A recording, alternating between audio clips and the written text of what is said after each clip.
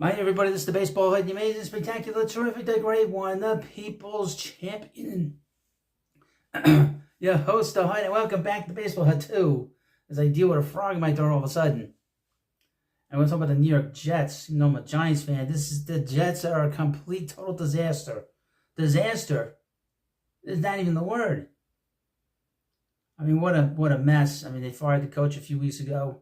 If they came back from London, Woody Johnson was embarrassed. He wanted his team to play well in front of his friends in Britain, and that did not turn out so hot for Woody or the Jets, and really for Robert Saleh and now Jeff Ulbrich. And now they have, and then they had the indignity again of losing to the Patriots up in New England. But the Jet fans are beside themselves. They want Rex Ryan. They're going crazy. Maybe they can conjure up the ghost of Christmas Past. I don't know at this point. But they're on having a meltdown like you've not seen. And this is from the JetsPress.com. Aaron Rodgers' era is a complete failure as New York Jets season comes crashing down. Wrap it up, folks. It's over. Nothing to see here. But you want to see a train wreck. This is a train wreck.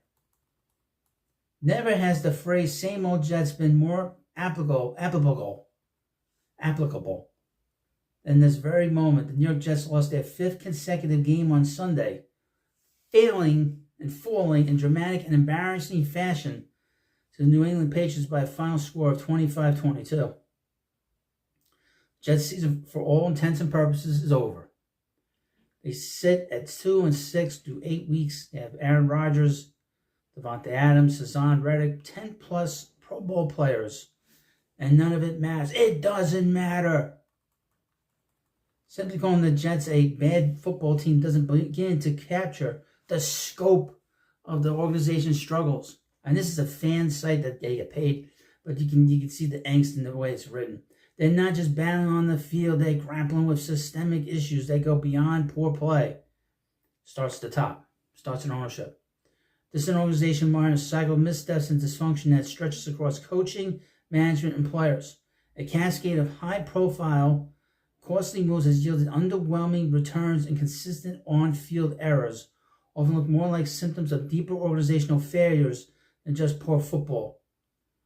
I would say this, as a Mets fan, the problem isn't so much ownership, or even, to be honest with you, the people that that are in the front office, like Joe Douglas, or even the new coach. The problem is everybody else. Everybody else, if you're in that organization, you have to be fired.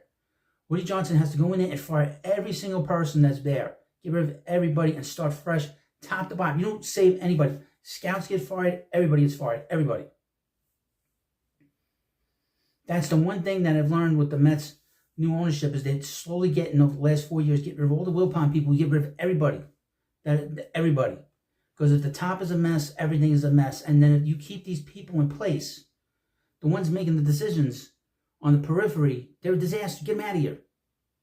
Right? It's extreme, but you have to do that.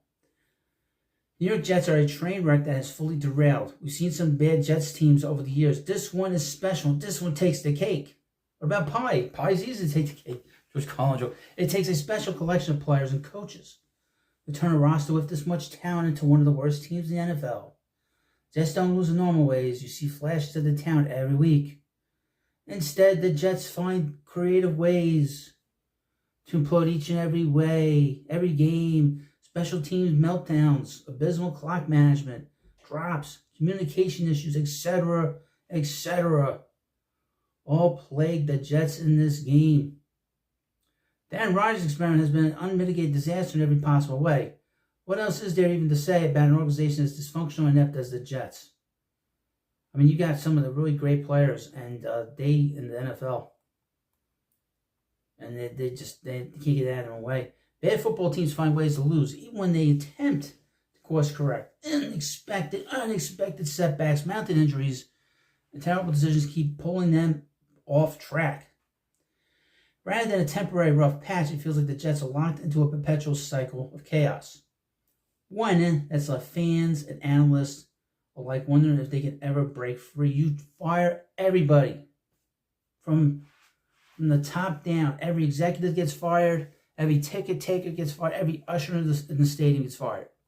You get rid of everybody. It's time to tear it all down, start over, burn the organization to the ground, because whatever this version of the Jets isn't working. It's never been more over. Well, like I said, what they're suggesting is probably what every team does when the team plays poorly. But when I mean fire everybody, you fire secretaries, you fire every person in that organization. Every person must go.